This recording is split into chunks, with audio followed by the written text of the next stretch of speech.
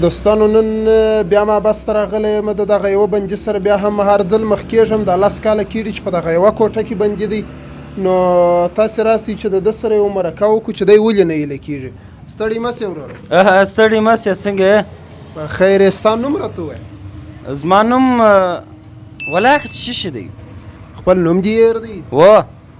اعصاب مې کار نه کوي اعصاب مې د لاس ورکړي دي دونه ډېر لاتې راکړي دي شکنجې دي او دغه کیسه ده اوس خو دا دی سم دم یې نو خو زما سره سمې خبرې کوي و خود سم دم یم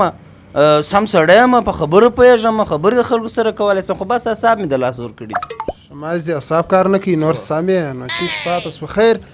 نو مال دا 10 کاله کېږي دلته بندي یې ولې نه ایله کېږي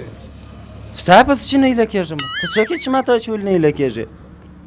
خو مال زړه مې در باندې سوځي دلته بندي هر وارې راسم دغه یوه جوړه کالي دي اغوستې پیسې دي م راپورته دي داسې پایلوچه پایلوچه م کېږي زړه مې در باندې سوځي زما بیا پر تا زړه سوځي چې هر وارې ته را روان یې زما سره مرکه کوې نو ته در اوسه په دا 10 کاله کې ایله سوی یې که نه یې ایله سوی خود ایله سوی یم در جیش وارې ډېر ایله سوی یم په دا جیش وارې کې مې چې د باندې ووځم زموږ په کلي کې یو پایلوچ د یوه پیسه یې راپورته یې غټ بریتونه یې پرېښي ناکي ناکي پایلوچیانې کوي بیا یې په دغه تشي کې په چاړه ووم بیا مې بندي کړي اوس د ظالم زوی دا ایستې لکه غلبېل ته چې دغت وکړې بره دلته راسې دغت چیرې و یاره جنګونه کوم موږ پایلوچان خلک یو زه خیر مننه مرکه نه را سره که یا خیر اوسې نو